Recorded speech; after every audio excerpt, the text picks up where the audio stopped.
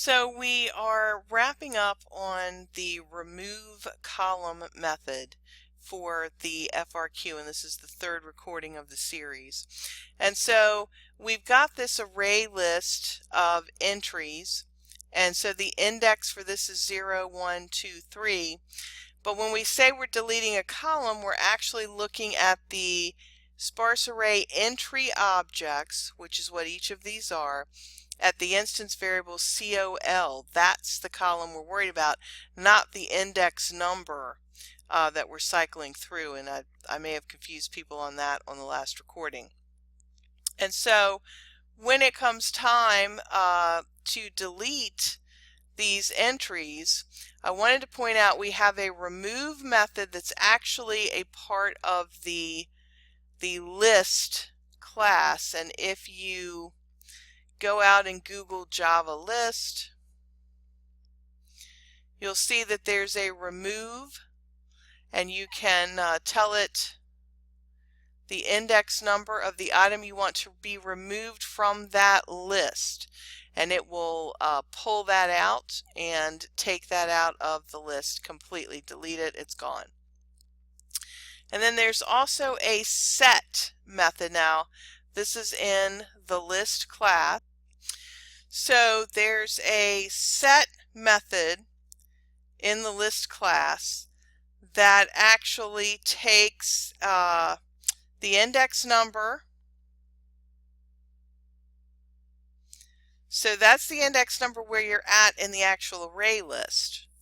And then it takes the object, in this case it would be a sparse array entry, and it will replace what was at that location, at that index number, with the new object. So when we look at this and we're thinking about our solution, that's where the remove method comes from. That is a method that's available in the list interface, and this whole sparse array entries array list is a list, so we can use entries.remove, pass it the index number, and it removes that item. So if we're saying delete column 0, as it's cycling through, it finds the one with column 0 as the instance variable, and that is at index number 0, 1 in the entries list. So I would be a 1, but the call would be a 0. So make sure you kind of have that straight. And so we would delete this one. We would be removing this one completely, and we'd be left with this one, and this one. So once we do that, all right, that's fine. We go on to the next item in the list. Now we've got to look at the column instance variables on the ones that aren't removed, and if they are greater than the call value that was removed, in this case is 0, and for this one say the call is 4, that's greater than 0. Well, technically if this were a 2D array and we removed a column, column 4 would be shifted down and it would now be column 3. Okay, so even though it's not really a two-dimensional array, they want us to manipulate the instance variables on every other column that is greater than the column that was deleted and decrement those by 1. So in order to do that, we use the remove to get rid of the first column. In order to change the column value and get all that done, we can use the set method of the list interface. And that takes the index number of the one we're on, so in this case it would be 0. And then it basically says overlay or recreate the sparse array entry object. Create a new sparse array entry object here, which will overlay the one that has the 1, the 4, and the 4 in there. There's no other way to do it, and we'll see this when we get to interfaces and we talk about list again. There's no way to just say, okay, take the call value and subtract 1, but leave row and value alone in this first entry. There's no way to do that.